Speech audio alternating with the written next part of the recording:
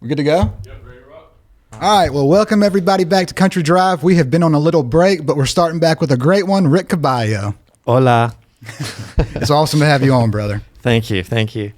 We were off in the middle of the political season, and I have to tell you right now, just for everyone that doesn't know, Rick is the second half of ownership of Dead Horse. So y'all have met Melissa before. Now we have Rick on, and I was sitting there thinking, you know, if I became president, I would ask Rick to be art director of the White House, and I would ask Melissa to be press secretary. Yeah, I'd agree with Melissa. Art director wouldn't be the White House; it'd be black, maybe. Change the color up, darken it up, give it a bit of edge. Well, you're also now. This is the other thing I would do with the White House. I would bring music videos to the White House, and you'd be the director for all of them. All right. Well, that's a whole nother. I know what I would do with the White House right now, and I don't want to get into it on this show. But thank you, because you make amazing music videos. Well, it's not something we do. We do it, but it's not something that's like, hey, we're directors and we're producers of videos. But we do it because a lot of our clients don't have the budget, and it's like, well, this is what I see that needs to happen. How do we make it happen? We do it. We just pull all our resources. Luckily, all our staff, including me and Mel, we all wear many different hats, and we make things happen. Yeah. Why don't you just reintroduce everybody to what Dead Horse is? So it's a branding company that does everything from management to strategy, even A&R for musicians. Like music is our main bread and butter, but we're in the fashion world, automotive world, even restaurants. And now we're actually working with Robert's Western World downtown, which we're very happy about. Good crew down there, and everything's working great so far. And so we do everything from strategy all the way up to website, photography, music videos, publicity, everything. So when I was in college, I had a class called Integrated Marketing Communication. It was taught by a professor named Dr. Robert Underwood. I think Robert was his name. Sorry, Dr. Underwood, if I'm getting that wrong. But, he walked in and he said, this is the future. This is the future of how brands are going to communicate, all inclusive. And I had never really found a company like that until I came across Dead Horse. And I was like, wow, this is what I learned about 20 years ago about the future. And I know you guys work with amazing brands, but what's really fascinating to me is that if you are an independent artist who kind of figures out how to distribute your own music, book your own shows, and then you can partner with a company like Dead Horse who can handle all-inclusive communication. You don't have to have a manager, a publisher in all different areas. You have it all in-house. It's like the most valuable asset that I always talk to independent artists about, like when you have that kind of all-incorporated communication in one. Well, thank you. Yes, we do wear many hats, and I think it's changing here in the US too, but coming from Australia, like I remember when I first came out here and we purchased a house and I was renovating the house and I was getting contractors come in just to do my bathroom. I had 6 guys come in to do the bathroom. In Australia, it's 1 guy. So in Australia, we do multiple different things and we manage it in one under one roof, I guess. So if you're a plumber, you do this. If you're an artist, you do this.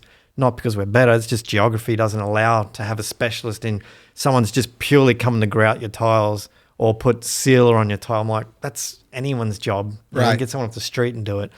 So for us, it's like we've got that mentality and we do it. And to me, I've got a lot of creative and some business. Mel's got a lot of business and some creative. Well, she's actually got a lot of creative. She's very talented. But where we cross over, we can do pretty much everything together. Yeah. I'm telling you, if I could have Melissa go in front of the country every day and tell her do or die speech. Do you remember when I made the reel about do or die? I mean, you guys are so inspiring to me because y'all, is it a geography thing with Australia? I the think independent so. aspect. And don't take this the wrong way. Like Americans in all the whole theatrics and the bullshit and the WWE and look at this, we're fake this, fake that. And, it's like Australians, like as soon as you start, getting big for your boots, Australians would cut your head off. They're not into the bullshit. Yeah.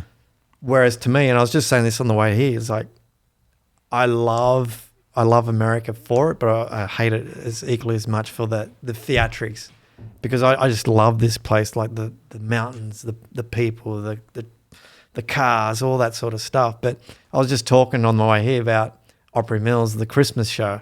So I'm not really into Christmas, but when I went last year with my little one, we're watching all this theatrics of, ice skating and all this stuff, and I was like, this is actually quite cool. Yeah. And no one does it better than Americans, for me personally, with all the Christmas stuff. No one does it better. It's beautiful, even if you're not into it. Yeah. So since you appreciate good production, I have to ask you this, because again, I love your music videos. What are some of your top music videos of all time that inspire you? Of all time, you know what? I would always go to the U2. They're so creative of everything they do. One of my favorite videos, and it's just a simple video. It's Ordinary Love by U2. It's just so creative on how they did. Like, they're writing, it's a lyric video, and he's writing on a piece of paper, and then he goes over the paper and he starts writing on the table. Just stuff like that, or a picture on the wall and they're writing over it. It's just very creative. That's and it's a simple video. I love even Sometimes You Can't Make It On Your Own. He's just walking down the streets. Bono's walking down the street singing. He's got a great voice. But I just like simple videos that say a lot. To me, it's the same as songwriting. How do you get the message across with saying very little? Yeah. That's the most important. Trim the fat right off. Don't need it. And production's the same. Anything's the same. Like, why do you need the extra? You want to enhance something, sure, but get the strip everything back. When it stands on its own, and it's artwork, could be a painting, could be a design, could be a website, whatever. Let it stand on its own, and then put the embellishments on if needed. If you don't need it, leave it. It's perfect. Do you think music videos are still important? Well, I think so. I had this discussion with Mel the other day. She's saying, they're the thing of the past now. They're doing these visualizers and teasers and all this stuff. It's like, well, a visualizer is a music video. It's visual music, I don't know. I mean, like, I'm looking at Bob Seger there on the wall. What a great songwriter and great musician. And their stories, like, when I write a song, I see images in my head. Yeah. They come into me in images and then put it down in words, and then I see it in a music video. A music video we did for Buck, it was all written out. It's like the music video is written out. I don't need to write a treatment. It's there. Message in a Bottle? No, his what's it called? Just Feel Better. Just Feel Better. Sorry. Steven Tyler did a version of it with Santana. Oh, I'm sorry. The bottle comes floating in. And that's why I was thinking about that song. Because that was a suicide note. So in answering your question, is it important these days? I don't know. I mean, to me it is, because I want to know the story, but songs these days aren't as meaningful as they used to be, to me personally, or have as much integrity. It's like they're just going through the factory assembly line, next song. So many songs are going through. I mean, the stats. Mel knows the stats. Probably 100,000 songs going through a week. I don't know. But I don't know. To me, if it's got a good lyric content, the music video will write itself.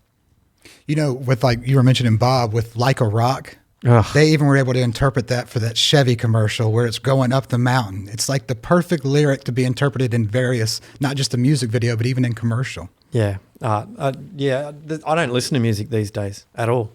I'll get a bit of bleed coming through in the office when the TV's on, but when I do, I'll listen to an old Sticky Fingers, like Rolling Stone album or something. And we get a lot of our clients coming to us with music, so we're always hearing music that's coming into us. So that's why I want silence for a while, because we do, all our clients have this song, and what do you think about this song? What do you think about this? What about this? Should this be the single? All that sort of stuff. So I just like silence these days. Well, speaking of silence and something else that you do, photography. Mm-hmm. I have to compliment you because in Tony Brown's book, the feel of the photography, I can't even explain it to you. There's just a feel to that photography. Okay, thank you. I'm not a I don't call myself a photographer. I don't call myself an artist.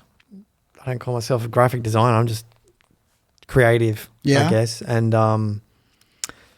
that happened by accident, that book, because we became friends with Tony and we were shooting some stuff for our own fashion line that we had. And we said, let's just shoot Tony. He's a cool guy. Give him something to do. And I actually shot the cover. That was one of the first photos I shot, the one on the cover of the book. And it turned out great. We did a heap of other things. And then Mel's like, you should do a coffee table book. And he's like, nah, don't want to do it. Well, let's do it in this way where it's not lots of words. It's just going to be cool images of your past and your history. And it was great. And we got to shoot, great people like Bernie Torp and Vince Gill, Reba. They're all great. George Strait, all these great people, Lionel Richie. So, yeah, it was fun. It was good. But again, I don't call myself a photographer. I just do it. But you take the pictures. Take the pictures. And we argue. I know Mel's mentioned this on the show last time. And she's like, we always have this thing, I took that. And she goes, no, I took it. I went, no, you didn't. I took it because I do all the Photoshop work.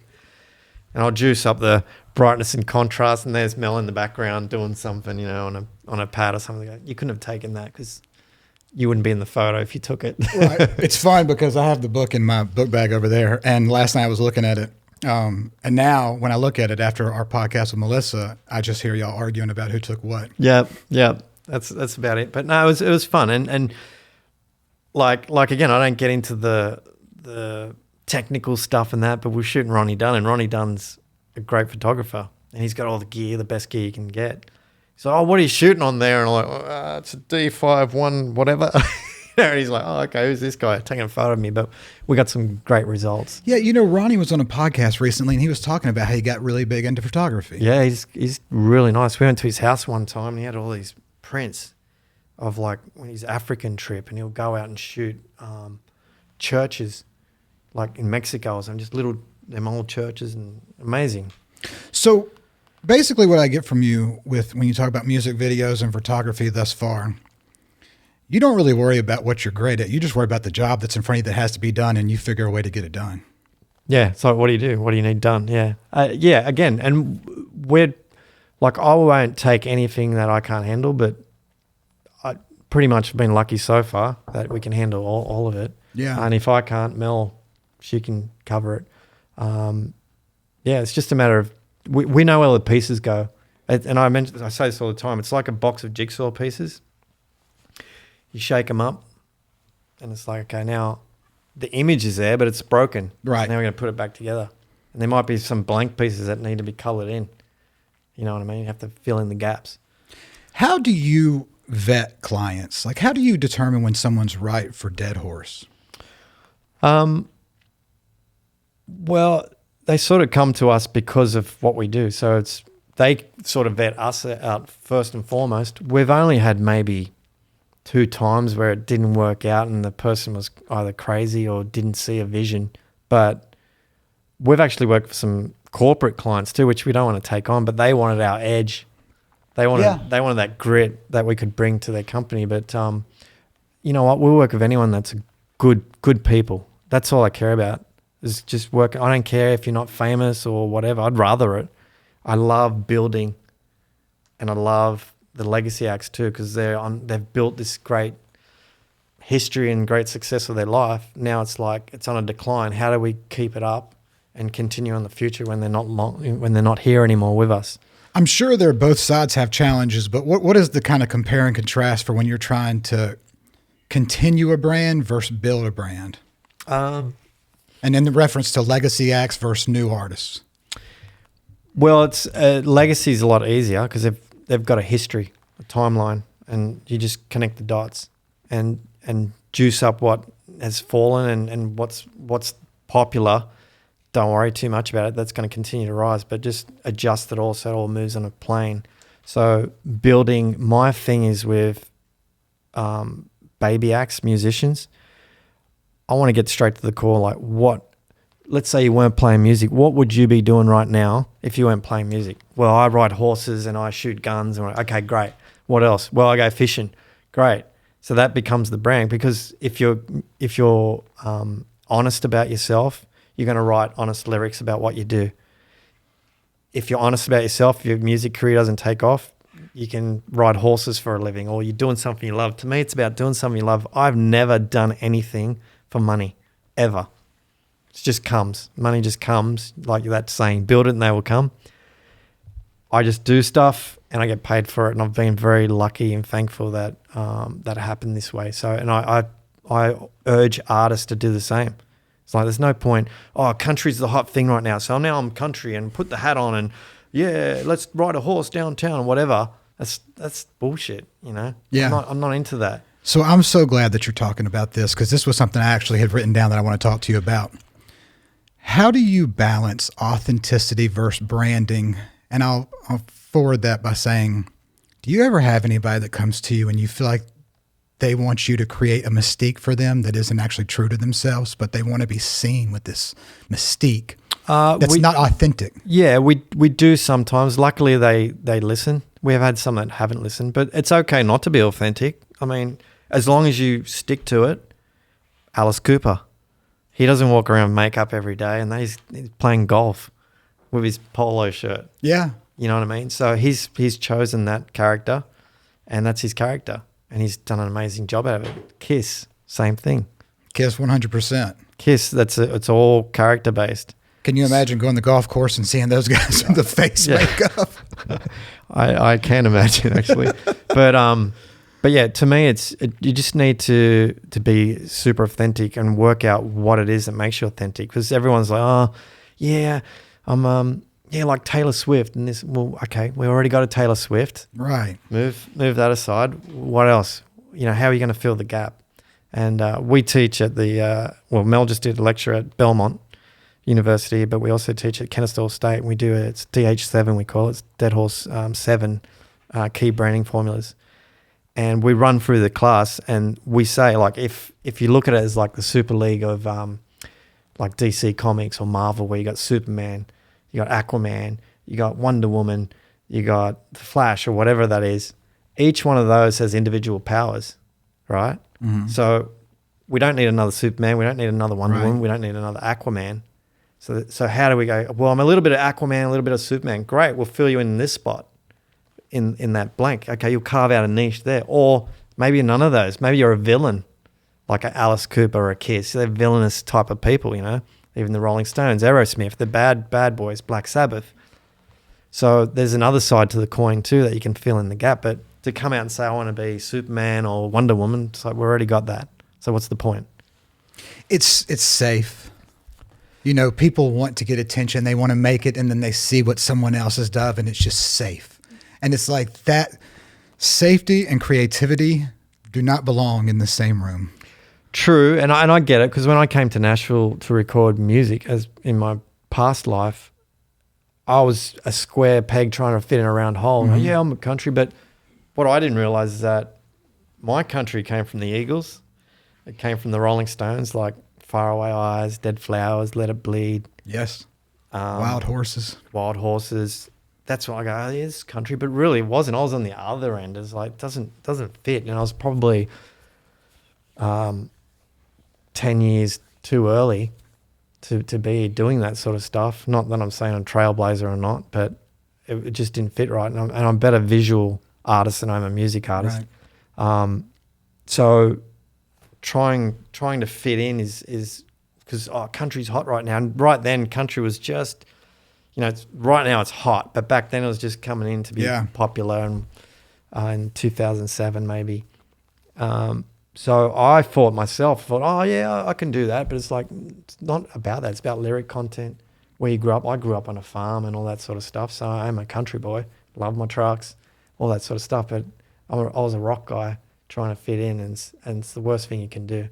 Because in a couple of years, country's not going to be hot anymore. It's going to be like back to hair bands or 80s synth music.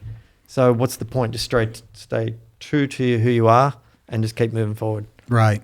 Listen, if we get another Bon Jovi, I'll be happy. I grew up a huge Bon Jovi fan, so. You know, me too. I love Bon Jovi, but then after Crush, was it? They came out to Australia and I loved it. And then being in the industry more, I'm like, John's a bit of a show pony, you know. He's just all this stuff, but he's a showman. He's a great guy. And he's a great writer, great performer. And I lost interest for years. Bit of a showboat. And Richie Sambora is king. He's just he's the man. He's just honest. Boom. But with John, it's more like, is he being real? Is he just being a performer? But then I got recently, the last 2 years, man, this guy's good. Yeah, great guy. If you go back to the New Jersey album or Slippery When Wet, he had elements of rock and country. Wanted Dead or Alive, Stick to Your Guns. Can't think. Wild as the Wind. He had a couple of stuff where he would have that country feel. But even when he did that Young Guns album, that was freaking awesome. It was Blaze of Glory is a great song. Unreal. Billy Get Your Guns. He wrote the whole album. Yeah, it's a great album. Jeff Beck played on that. Did he? Get Your Gun? No, on Blaze of Glory. Yeah. Yeah, he killed it on that album. Oh, awesome! The whole soundtrack. Awesome. So I'm a fan again. Yes. Yeah. But yeah. I don't know how you deal with this, but it's one of these things about bands and duos. I hate when they just can't make it work, longevity wise. I got a thing with duos. It's like, do you really need two of the, to do one job? That's my thing with duos. Yeah. Really, Well, I mean, there's Paige Plant. Well, when I say duos, I'm talking two guys up front, two girls. Oh, gotcha. Like, I won't say who, but but for example, Paige and Plant, Keith and Jagger. Yeah. Keith Richards and Mick Jagger. Steven Tyler, Joe Perry. Sure, it's a duo, but it's not. It's a band. I don't know. I just don't duos. It's like, got a guy up front singing, the other guys in the background doing backing vocals. Just get a backing vocalist. Yeah, and you feel bad for the drummer and the keyboard player and the bass player because it's always the lead singer and the guitarist that end up becoming the duo of the band. That's branding, and it's like mixing an album. You don't mix the album all at one level, right? Yeah. It's when you're looking at the stage. Okay, I'm looking at singer, guitarist, boom, boom. Oh, bass player comes up front, guitarist up front. It's like they're mixing sound, but in a visual sense where, you're seeing this happen in real time. So it's all layering and texture and, even down in that nuance level. Well, now, okay, I got Instagram fun for you. Who are the top 5 bands of all time for you? Definitely Rolling Stones, U2, Aerosmith. I love Aerosmith. Counting Crows. Love Counting Crows. Can I say like Bob Dylan? They're not bands. Yeah, you can say Bob Dylan. Bob Dylan, Beatles. Who else? Bon Jovi. And I'm, probably Led Zeppelin. I could go on. Mainly just rock to me. Like I don't look at, like I was listening to Tears for Fears the other day. I was like, I don't necessarily like him, but it's like, wow, this guy's cool, and it's got some cool 80s songs, and it's a specific sound. Yeah, it's a specific sound, So I've probably missed it a heap, but U2 was growing up was my thing, and then and the Rolling Stones, just awesome. Can you believe that they're still going? Yes, I can. Danielle, you saw him in Vegas? Yeah. Which tour? This past one. Oh, did you? Yeah, I've seen him probably 6-7 times. I didn't know you were a fan. She doesn't talk to us in the office. She hates us. I know more about Danielle. I know something about Danielle that you didn't. Danielle, I'm working. Don't talk. Well, I follow Danielle on social media because she's great. Right. Yeah. I remember I got a quick story I want to share. It was Bigger Bang in Sydney. I was contemplating whether to go to another Stones concert. It was like tickets were $600. I went, nah, screw that. Don't want to do it. And anyway, 2 days before the concert, I got to go.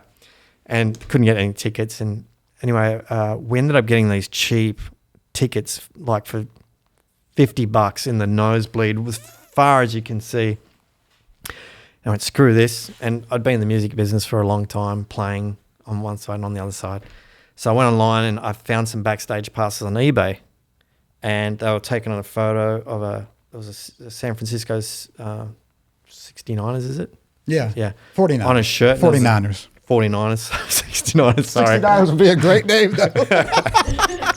Mine, get it out of the gutter.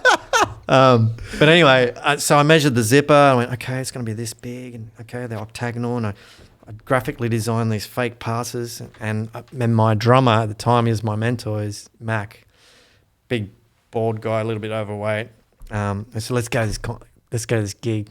So we go there, and we got these fake passes. So we get in with these cheap tickets, and we get there, and I go, let's check out these passes. And the merch people had these round passes, and they were red. And I yours had are square? Mine were octagonal, and like I had every color except red. I had in green, blue, whatever, just in case, because they changed their colors. And ours said front of house, so we both went in the bathroom, and we're rounding off these octagonal passes, and we stick them in our shirt, and we go around, we're talking to security, hey, where are we going? And they're like, and they're looking at our passes. You got to go that way. So we're testing them out, and as we're getting closer to we're at the way back at the field, we get down the field, and then we're talking to this lady, Swaid talking to this lady, and she's like, all right, yeah, we got passes, we're going to go in. So we're on the ground, and we're walking on the football ground through the stadium, and then there's the security, the big headsets, and like my buddy, he knew one of the people that was working there. He said, hey, come here. We goes, where do these passes go? And he's like, I've never seen these passes ever. But just over there. So we're walking down like right to the front of the stage.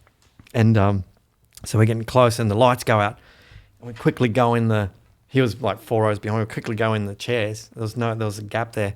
And I'm hanging. I'm a little bit nervous. And then the guy in front of me is turning around going, hey, that's my buddy's chair. Like, yeah, well, I'm like, I've got passes, like, just like this. And then he sees this altercation that calls security. My buddy's like 6 rows back, and we're talking, we're like arguing, and I point to my buddy, and my buddy's like, I'm going to get kicked out. So we get there. Anyway, they move us to the front of the fence. We're hanging on the fence, the Rolling Stones watching, and Keith's there from, picks at us and that. And he'd done this before. He'd actually stole a poster from the sound booth and printed some passes, and he's going through the backstage areas, and they're telling us, hey guys, you're not supposed to be here, you need to be up that way. So we're getting closer and closer to the guys. You should be on stage. You guys should be on stage. And he's jumping the fence, getting the pics and stuff. But anyway, we scammed the Rolling Stones. So wow. I'm happy about that. What year was this? It was Bigger Bang, so it would have been 2007 or something. You remind me of Wayne's World when you were telling that story where you just had to show your past to everybody. It's like, don't point to it. Just act like you're supposed to be. For the first 20 minutes, I was freaking out. I'm like, we're going to get kicked out. We're going to get kicked out. But it was good. It was a great night. That's hilarious. Was it a great show? Oh, awesome. Because that's 17 years ago? Always a great show. How old is he? Be 80s, wouldn't he? Yeah, 80. Yeah. Yeah. I remember talking to Steven Tyler one night at a party, and we're talking about it and about Mick, and he's like, well, this was when he was 68. How old's Stephen now? He's 70s? 70, late 70s? Yeah. So he was 68. He goes, well, I'm 68 years old, and yeah, I don't know if I can go as long as Keith or not, as long as Mick. I went, okay. So interesting. Wow. They're them guys. I mean, obviously they've got issues right now, Aerosmith, but what a great band. Great vocalist. I hated hearing it for Buck, but I know that. But, Buck's now with Ringo, so, I mean... He's the man. Things work out for Buck. 20 foot from stardom. I just want to tell people, Buck, right after he was on my podcast, ended up with a gig for Ringo. Yeah. So, I mean, we could be a good luck charm. I don't know. Maybe. He was over our house the other... I should market it. He was over our house the other day, and he's like, check out this thing I'm doing. I said, what are you guys... Oh, just for spare time, I'm doing this U2 show, which is playing next week. Okay. We should go. Here in Nashville? Going. Yeah, in Nashville. He's just put together some... Sean Kelly from Sixpence None the Richer and a few of his mates, and he showed me, and I was like, freaking hell, this is Bono. Like, it sounded awesome. Oh, I'd love to go. Yeah, we'll go on the 30th. Buck is the best. It's called Euphoria. Really cool. Yeah. So. Bug educating me on what a blue collar musician is nowadays was inspiring, because I think everyone wants to reach this certain level. And when Buck was explaining, like, being out there grinding it out, it gives me hope for a lot of people nowadays. Yeah, there's still an avenue to make a living here. Yeah, it's just hard. He's just lucky that he came up in the school that he came up in, because in the old school these days is like so, and I don't blame any of the artists, like just the industry, the writing's on the wall, and the pendulum will swing back eventually, I guess, when the power goes out. But to see all these bars downtown, you get a little bit excessive, and it's like, here's your bar, and here it is, and you're famous now for a second. You know, back when Jimmy Buffett was doing his thing, it took him a long time to be able to say, here's Margaritaville. Yeah. It's my place. Nowadays, it's like, oh, you're hot. There you go. There you go. So you just said something interesting. You said when the power goes out. Mm. Are you talking about people that are going to have to strip everything down and show their true talent? Yes. Well, not just that, but for everything. I think we're so saturated now that it's like we don't have any filters. We have no filters anymore. Yeah. Which not a bad thing, but if we don't have filters, then who's filtering the stuff? Yeah. We are. Who's filtering your Uber driver? Themselves. Like, you could jump in there with an axe murderer, right? All this cancel culture that's going on, you know, it's like, that's the filter is ourselves. We have to cancel people out. And not that I'm saying it's a good thing or a bad thing, but it exists. We all do it. Yeah, when I'm talking to someone like you, I like to ask about cancel culture. I don't think Melissa liked me asking about it, but I just feel like it's one of the greatest threats to your industry with what could happen. That's not even reality. True. Well, these days it's hard to find out what's true and what's not true. And I don't think anyone should lose their livelihood because of 100%. Something that's made up. We all have freedom of speech, so you say what you want. 100%. As long as it's not hateful. If it's hateful, then you deserve to be canceled. That's the thing. There are so many people I love seeing being canceled, but there are these little microaggressions, they call them, and I'm like, if someone, even if it's not made up, a fake AI video of somebody doing something that now the people are trying to leak, or fake tweets that people are trying to say, oh, this person said something racist one time. It's a made up tweet that they've created.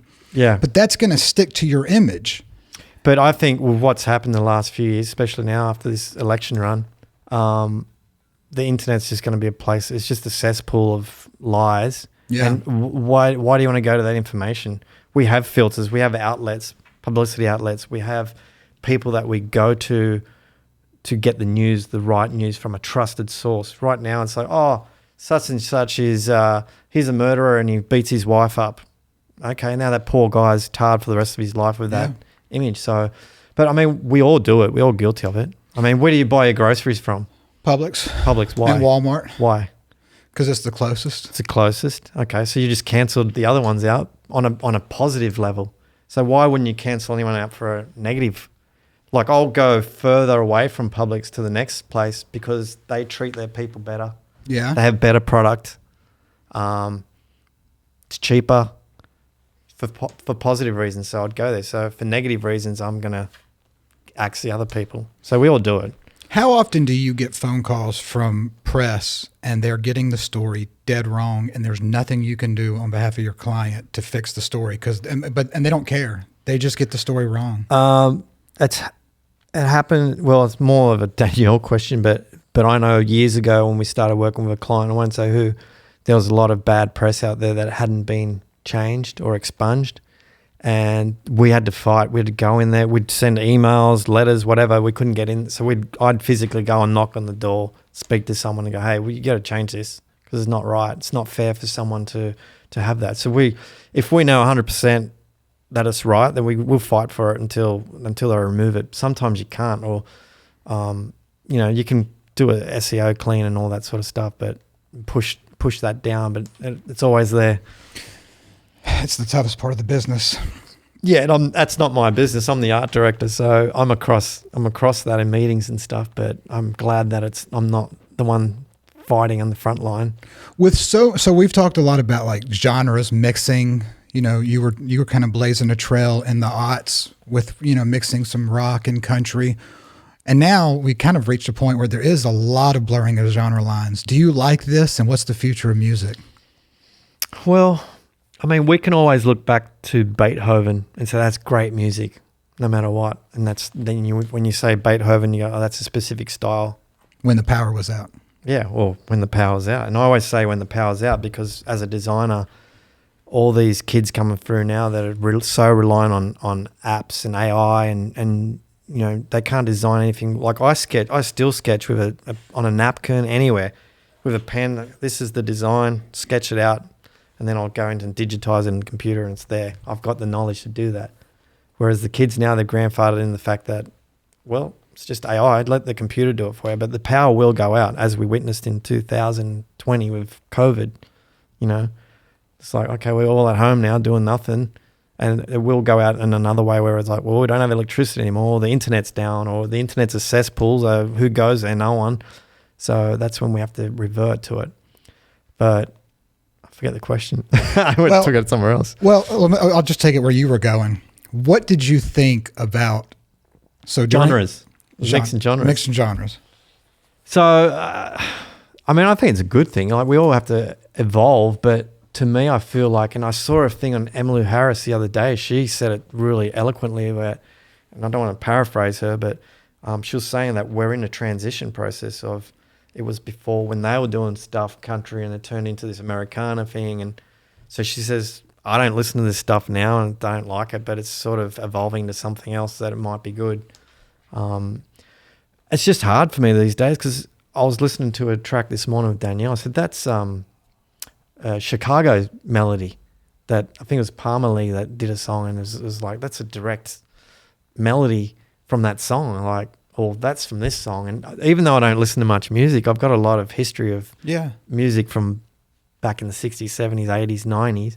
Right, oh, they took that from that, and that line's from there. That melody, that guitar riff's from here. It's like, so it's hard to create stuff that's already been created. So it's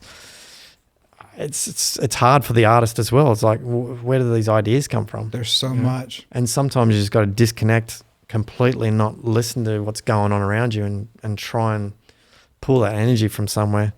It's hard because now they did this thing in the news the other day with Zach Bryan and Taylor Swift, and his songs sound exactly like hers. It's like most random thing.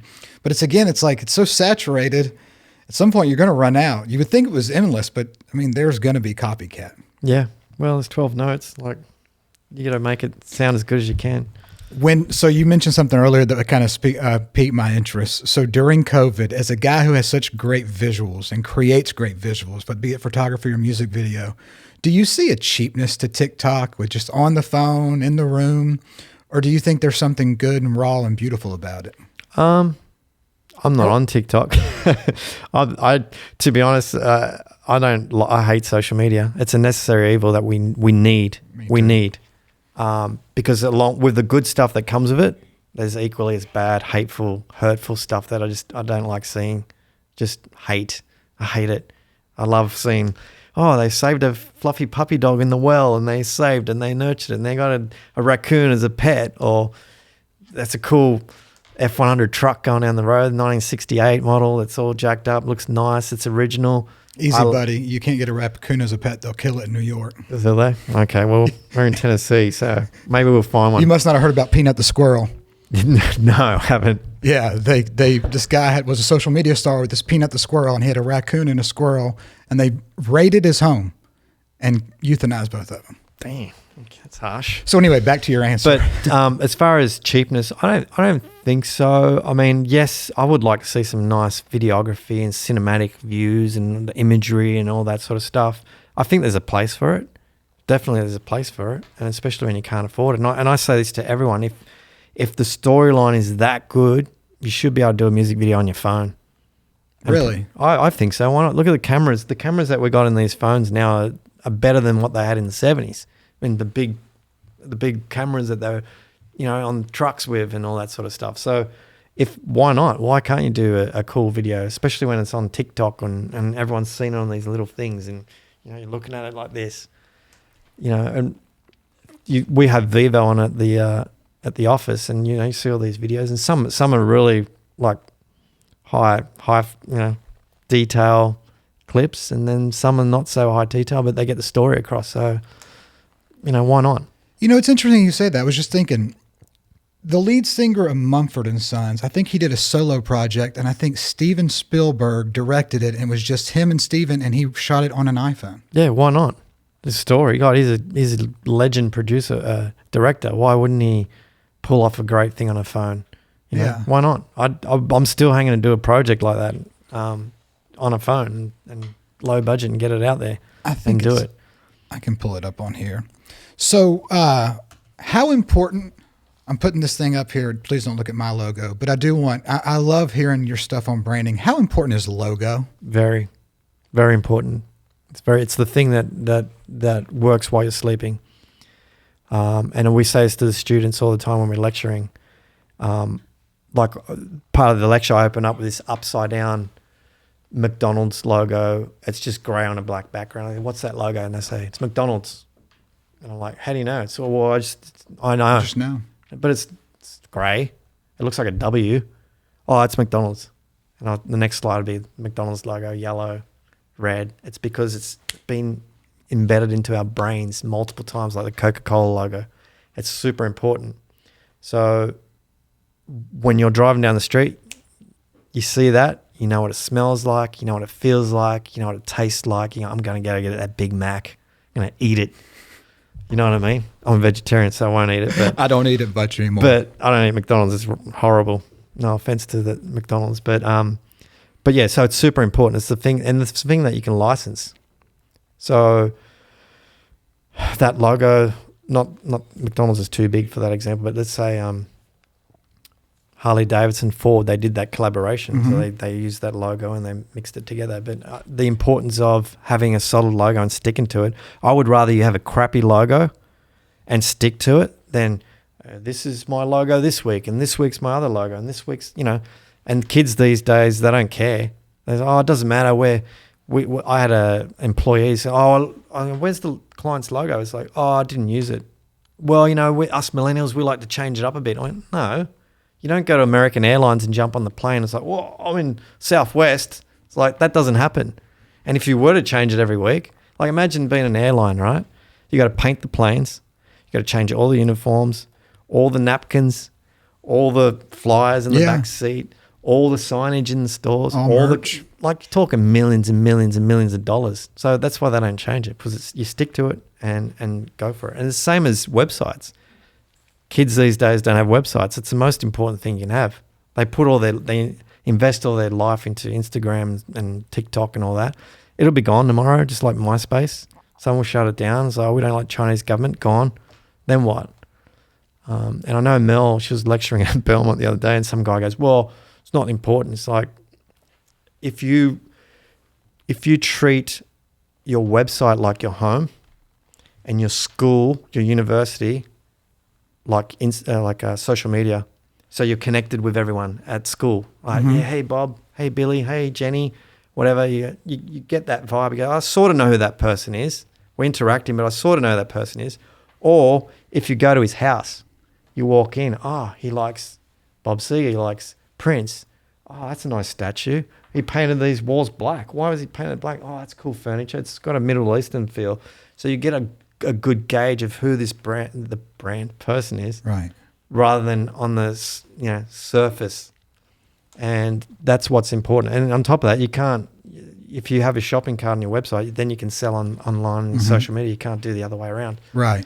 So they really need to invest into getting the website down, so they've got a home. And then you can send them to social media from there, and then keep them revolving. Post stuff on your website that you don't have on Instagram or TikTok, and move people around so they can see and have things that you won't have on Instagram on your website. That's fascinating. I really haven't thought about that, but the idea that you have a home base, because MySpace turns to Facebook, Instagram, TikTok. You know, you're going to have to keep up with all those trends, but you have your home. That's right. And these content creators, I've had some on the podcast, and they're all great, but I mean, you know, their biggest worry is a blue check mark. It just always cracks me up. I hate social media. You know what I hate about social media? All these idiots out there that, if you're not earning $10 million a year, you're a loser. And if you're 10 pounds heavier than you should be, you're a loser. And you got to be like us. And, Elon Musk, we're going to buy the world and buy rockets going up. It's like, just enjoy life. Can I tell you, I've heard so many people refer to themselves as an influencer. I have never met one person who said, I'm influenced by. So everyone's just calling themselves an influencer. I've never say like, well, that guy influences my life in a great deal. Man, I mean, there's obviously good influences out there. Don't get me wrong. Like, I know I like Gary Vee. He's great. Yeah, he's But- awesome. Yeah, he's great. But I don't. And he's motivational. Yeah, and I don't put my life. You learn from everybody. I just love everyday people that are making small changes and enjoying life. You know, because that's the important thing. Not who cares. If everyone's a billionaire, then it wouldn't be fun. And who's gonna mow your lawn? Who's gonna clean your house? Who's gonna fix your plumbing when it's gone? You know, well, everyone's a billionaire. You know, so that's Yeah. what I hate about social media. All that theatrics and BS. Those let me help you get rich ones are the funnest because you're like, you know, not everybody can get rich, right? That's right. There won't be a swept floor in this world if everyone's a billionaire, and it's Yeah. just like, so it's like, ease up, buddy, Yeah. calm down. Yeah, I you know, we're to me the best assets you can have, especially for a business owner or an influencer, or whatever, is your team, Yeah, is people. Like without your team, luckily we got great staff, and you know it all works. We all work together, and you know we're making a difference to other people's lives. That's all that matters to me. We're all making a living. You know, I don't care. I don't care about the money. I've never done it for the money. that's beautiful.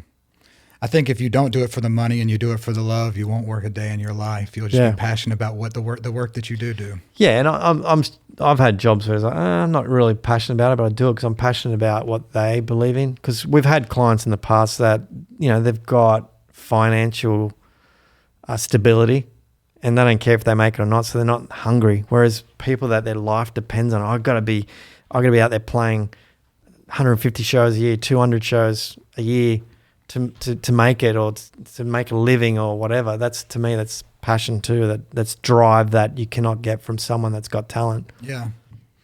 We, speaking of drive, I always like to ask this question of a guest, and you've taken so many different avenues in your career that make you so multifaceted. I'm interested to hear you talk about the drive it takes to make it and enjoy a long success and sustained success in your career.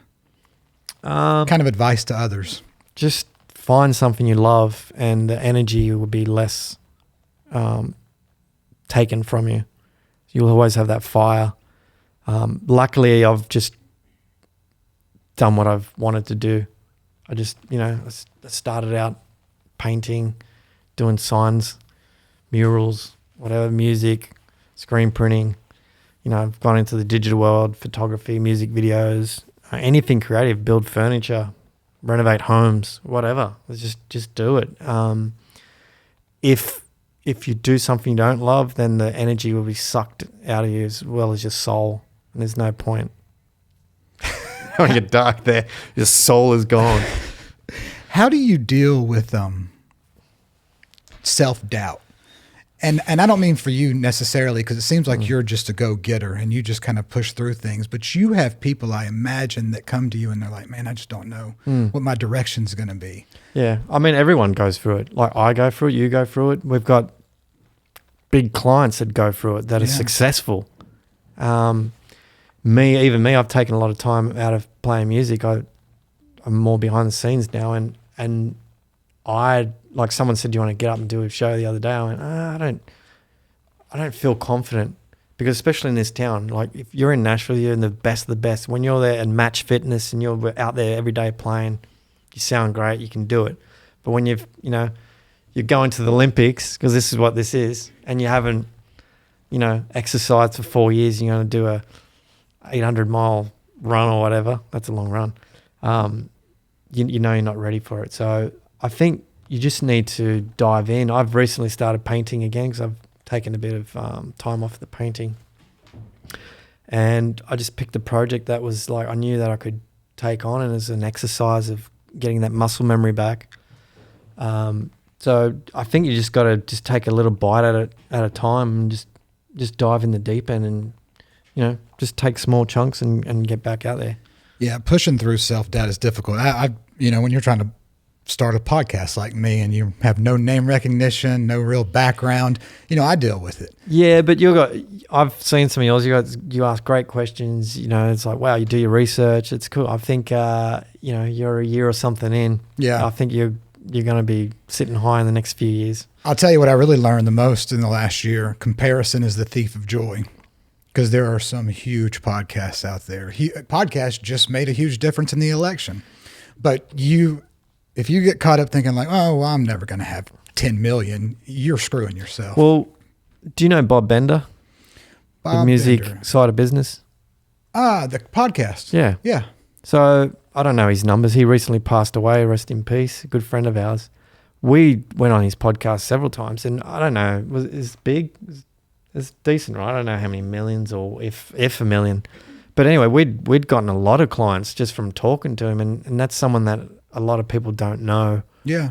It's a face value, like in an industry.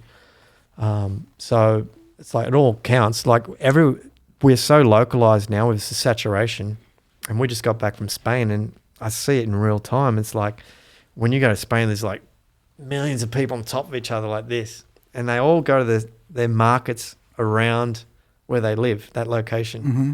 They'll go to the fruit shop, they'll go to the store, they'll go wherever, like to the restaurants, and they hang in that area. And the same as with your orbit around you. You'll continue to build your orbit and feed the same people. And, you know, Joe Rogan's probably got a different audience than somebody else. All right. So, but they all matter. Yeah. It's just who cares who's bigger. It's like as long as you've got your circle, it's only going to grow, right? Well, I have to tell you something about that because I want to call out some of the Dead Horse clients, whether they're still active or not. But this is one of the things I'm so grateful to you and Danielle and the Dead Horse team for, is because when you get past that whole idea of comparison is the thief of joy and you just sit down and practice gratitude, when the idea that I get to think that I've spent time with people like Tony Brown, who, by the way, should be in the Country Music Hall of Fame. Yes. Today. Mel's working on that. Tomorrow, but we'll take tomorrow. Well, I mean, yesterday, but we'll take tomorrow. Yes. Buck Johnson. Legend. Nice guy. David Malloy. Lovely. One of the greatest songwriters. So I am so grateful for that. You know, when you get to sit down and connect with people who you really have a respect for, I've said this, I think, to Danielle before, but I still play Melissa's Do or Die thing to inspire me and remind me to keep going. I love watching your work, and now I get to connect with you. It's just like that's where you have to practice gratitude over doing any bullshit comparisons. Yeah. And I would say Melissa's a big part. Like, obviously, I'm married to her, but she's got a driving force that I've never seen in my life. And Tony Brown's always like, man, she's got some tenacity. She'll get it over the line. So she's a big factor when I'm down, and I hope I can do the same for her. But she doesn't need it. She's so powerful. Well, I think what the TikTok that you must not know exists, but it's Mel and Rick, and I think on there she says. I was told I don't have TikTok. Yeah, you do. I went, no. I think she says over there, I take all the credit and he lets me.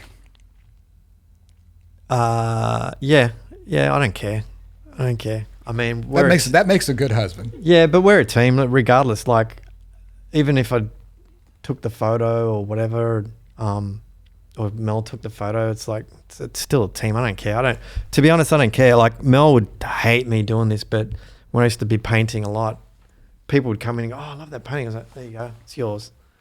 And then Mel's like, we just gotten together. She says, what are you doing? So I'm just giving the artwork away. Like, you can't give it away. You got to sell it. You can monetize that. Yeah, and I'm like, to me, it's the journey.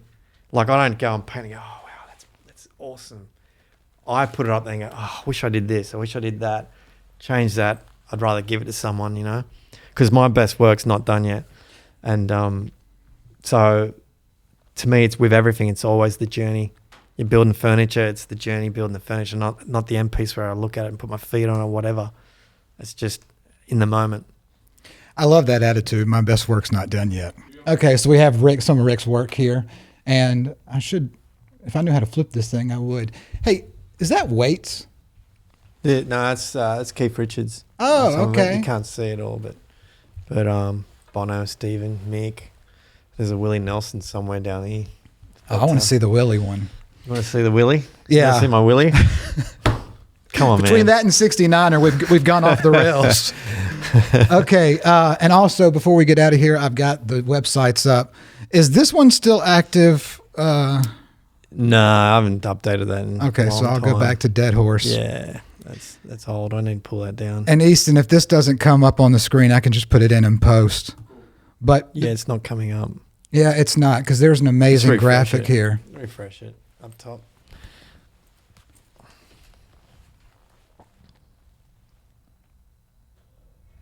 You know the internet better than I do. It's been slow at the office the last couple of days. I don't know what. Ladies and gentlemen, these are first day kinks with the new setup, so I apologize. Well, I can just put it in post. Yeah, you but can cut it out. deadhorsebranding.com. That's the website, correct? Yes, Yeah. correct. You can probably go to another page. Photography might. And I swear y'all need 2 websites just to fit all the things y'all do in. Yeah, we're sort of cutting it down. We're consolidating. Yeah, it's Nah, not connected to the internet. Connected. Ah, Yeah. that's what happened. I didn't connect it to the Wi-Fi. Well, anyway, we'll get this figured out for next time. That's all right. Rick, you're the man. I really appreciate you. I don't know about that. I don't know about that. I've been really excited to meet you because I'm a big fan of your work, and so now I get to see the eye and the Well, hand behind all the work that I appreciate. You need to get out more, man. Huh? The bar. You need to raise the bar. Who's the best? Who are the directors that you're most influenced by? I'm not any, to be honest. I mean, I just like multiple things. I don't go and chase someone like look at someone and go, wow. I just look at projects. Like there's some people like, videos and that, music videos, it's not my thing. It's like I said, overall, it's like I love an artist called Sebastian Kruger. He's from Germany. He does a lot of caricatures and stuff and real life. So he does a whole book on the Rolling Stones. He's just amazing. That's one artist I love. But as far as directors and producers, I just like individual projects. Like, I love that. Who did that? Well, I love directors like Spielberg and writers like Sorkin, and I'm telling you right now, your work's still great to me. I know you don't take compliments well, Thank but I'm you. going to keep complimenting you. Thank you. Well, Well, listen, brother, I really appreciate you coming on. It's been an honor to talk to you. likewise, man. All Likewise. right, man. Great to All right. connect with you. Thank you, man. Bye, y'all.